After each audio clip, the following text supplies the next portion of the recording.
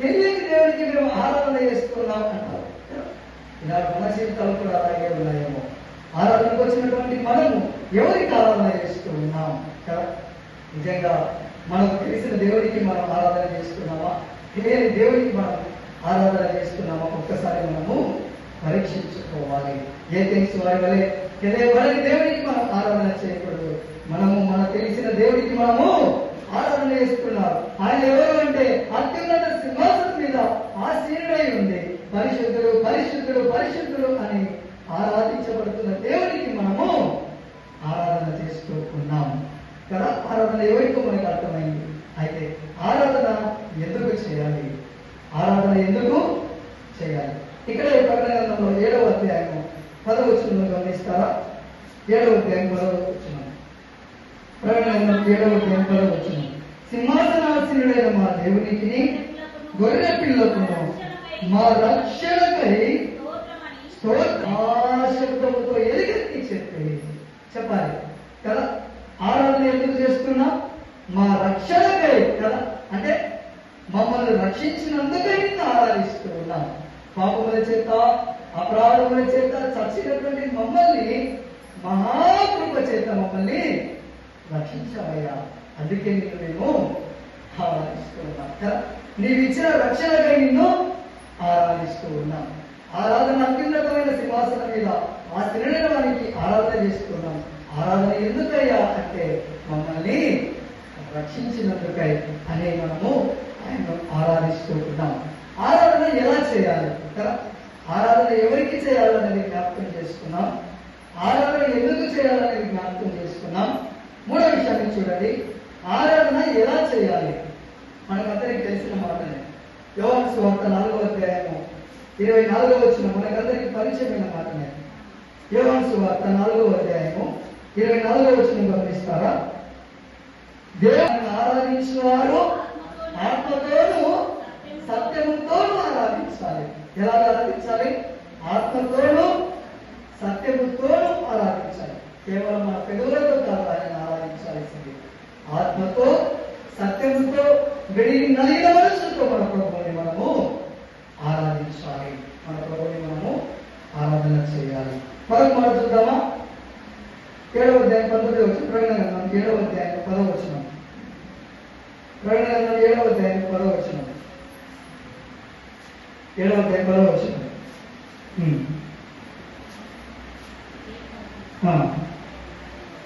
సింహాసనాసీనుడైన మా దేవునికి గొర్రె పిల్లకును మా రక్షణకై స్తోత్రమని మహాశబ్దముతో ఎలుగెత్తి చెప్పింది. స్తోత్రముతో మహా శబ్దముతో కదా.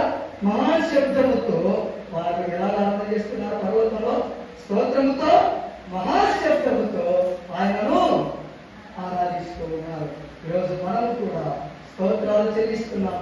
మహాశబ్దంతో ఆయనకు కృతజ్ఞతాస్తుతులు చెల్లించి ఆత్మతో మనసుతో ఆయనను ఆరాధిస్తూ ఉన్నాం. ఆరాధన ఎలా చేయాలో మనకు అర్థమవుతుంది కదా. ఆరాధన ఇలాగ చేయాలి కదా. ఆరాధన ఇలాగ చేయాలి. స్తోత్రం ఆత్మతో మనము ఆయనను ఆరాధన చేయాలి. ఆత్మతో సత్యముతో ఆయనను మనము ఆరాధన చేయాలి. ఆరాధన ఎవరు చేయాలి? ఆరాధన ఎవరు చేయాలి? ఆరాధన ఎవరు చేయాలి? ఎవరు చేయాలి? అందరూ ఆరాధన చేస్తారా? ఇక్కడ ఉంది చూడండి, ఆరాధన ఎవరు చేయాలి? దేవదూతలందరూ సింహాసనం చుట్టూను పెద్దల చుట్టూను ఆ 4 జీవుల చుట్టూను నిలబడి ఉంది. 9వ వచనం గమనిస్తారా? ఆరాధన ఎవరు చేయాలి అనేది. అటు తర్వాత నేను చూడగా ఇదిగో ప్రతి జనములో నుండి ప్రతి వంశంలో నుండి ప్రజలలో నుండి ఆయా భాషలు మాట్లాడే వారిలో నుండి వచ్చి ఎవరను లెక్కింపజాలని గొప్ప సమూహం కనబడిను. మన జ్ఞాపకం చేసుకోవాలి. తెల్లని వస్త్రములు ధరించిన వారే. తెల్లని వస్త్రాలు దేనికి గుర్తు? పరిశుద్ధతకు గుర్తు. మన దేవుడు పరిశుద్ధుడు కనుక తెల్లని వస్త్రములు ధరించిన వారే అంటే ఇలా జ్ఞాపకం చేస్తూ ఉన్నాము. ఆయన రక్తంలో కడగబడిన వారు తెల్లని వస్త్రములు ధరించినటువంటి వారు, ఆయన కొరకు హతసాక్షులైనటువంటి వారు, ఆయన కొరకు జీవించినటువంటి వారు, ఆయనను ధరించుకున్నటువంటి వారు ఆయనకు ఆరాధన చేయాలి కదా. మీరు 11వ వచనం కూడా గమనిస్తే, పెద్దలలో ఒకడు తెల్లని వస్త్రములు ధరించుకున్నది ఎవరు? వీరే ఆరాధన చేయడానికి వచ్చినటువంటి వారు. తెల్లని వస్త్రములు ధరించుకున్నటువంటి వారు వీరు ఎవరంటే, వీరెవరు? యేసుక్రీస్తు రక్తంలో కడగబడినటువంటి వారు, యేసుక్రీస్తు రక్తంలో కడగబడి తెల్లని వస్త్రములు ధరించిన వారు ఆయనను ఆరాధన చేయాలి. గలతీ పత్రిక 3వ అధ్యాయం 27వ వచనం గమనిస్తారా? అమలు చదివితే మనకు అర్థమవుతుంది. గలతీ పత్రిక 3వ అధ్యాయము 27వ వచనం, క్రీస్తులోనికి మీరందరూ విశ్వాసం వలన, క్రీస్తులోనికి బాప్తిసం పొందిన మీరందరూ క్రీస్తును ధరించుకొని ఉన్నారు. ఇప్పుడు చెప్పండి, బాప్తిసం పొందినటువంటి మనమందరం క్రీస్తును చెప్పాలి. ఇలా మీ వస్త్రం ఎలా ధరించుకున్నానో అలాగే బాప్తిసం పొందినటువంటి నేను మీరందరూ క్రీస్తును ధరించుకున్నాము కాబట్టి ఆరాధన చేసుకున్నాం. ఇది చూడండి కదా, ఆయన రక్తంలో కడగబడ్డాము, ఆయనను ధరించుకున్నాము, ఆయనను ఆరాధన చేసుకుంటున్నాం. ఎందుకు ఆరాధన చేస్తున్నామంటే ఆయన ఇచ్చిన రాజ్యాన్ని బట్టి ఆయన ఆరాధిస్తున్నాం. పాపంలో అంధకారంలో ఉన్నటువంటి మనల్ని నిత్య రాజ్యానికి వారసులుగా చేశారు కాబట్టి ఆయన ఆరాధిస్తున్నాం. ఆరాధన ఎవరు చేయాలి? తెల్లని వస్త్రములు ధరించుకున్నవారు. అంటే తెల్లని వస్త్రాలు వేసుకొని ఆరాధించాలని కాదు, కానీ ఆయన రక్తంలో కడగబడినటువంటి వారు, క్రీస్తును ధరించుకున్నటువంటి వారు ఆరాధన చేయాలి. మరి ప్రకటన గ్రంథంలో మీరు ఒక మాట గమనిస్తే అక్కడ రాయబడింది చూడండి, 7:14 వచనంలో, 7:14 అందుకు నేను, అయ్యా నీకే తెలియనని అతడు ఇలాగూ నాతో చెప్పాను, మీరు మహాశ్రమ నుండి వచ్చిన వారు గొర్రె పిల్ల రక్తములో తమ వస్త్రములను ఉతుక్కొని వాటిని తెలుపు చేసుకునే. అంటే తెలుపు, గొర్రె పిల్ల రక్తంలో కడగబడినప్పుడు మీరు ఎలా ఉన్నాయి వస్త్రాలు? మురికి వస్త్రాలు కదా. నా పాపములు మురికి వలే ఉన్నవి అంటాడు కదా. కాబట్టి ఎప్పుడైతే ఒకప్పుడు మన పాపములు కూడా మురికి వస్త్రాలు అయితే క్రీస్తులోనికి బాప్తిసం పొంది క్రీస్తును ధరించుకున్నాము. గొర్రె పిల్ల రక్తములో మన వస్త్రములను ఏం చేసుకున్నాం? ఉతుక్కున్నాం కదా. మన వస్త్రమును ఉతుక్కున్నాం, మన జీవితాన్ని ఉతుక్కున్నాం ఆయన రక్తంలో. అందుకే మన ప్రభువుని మనం ఆరాధన చేస్తూ ఉన్నాం. ఎవరు ఆరాధన చేయాలి అంటే తెల్లని వస్త్రములు ధరించిన వారు, అనగా గొర్రె పిల్ల రక్తంలో తమ వస్త్రములను ఉతుక్కున్నటువంటి వారు ఆరాధన చేయాలి. చివరిగా ఆరాధన ఎక్కడ చేయాలి? ఆరాధన ఎక్కడ చేయాలి? వీళ్ళు ఎక్కడ చేస్తున్నారు? 7:12 వచ్చిన దేవదూతలు అన్నారు, సింహాసనం చుట్టూను పెద్దల చుట్టూను ఆ 4 చివర చుట్టూ నిలబడి ఉండేది.